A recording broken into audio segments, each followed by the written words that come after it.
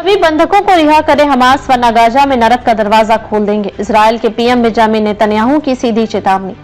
Gaza में एक बार फिर इजरायल की तरफ से बड़ी सैन्य कार्रवाई हो सकती है। इसका सीधा संकेत इजरायल के पीएम बेंजामिन नेतन्याहू ने दिया है।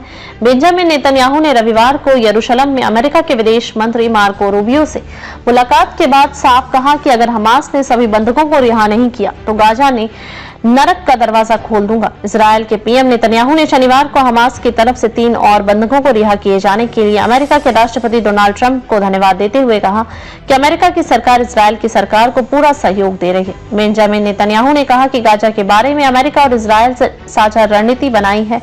उन्होंने कहा कि अभी ये नहीं बता सकते हैं कि गाजा में नरक का दरवाजा कब खोलेंगे, लेकिन अगर सभी बंधकों को रिहा नहीं किया गया तो सुनिश्चित तौर पर ऐसा ही होगा। इजरायल के पीएम ने बिना लाग लपेट के साफ कहा कि हमास की सैन्य शक्ति और गाजा में उसके किसी भी शासन को खत्म कर दिया जाएगा।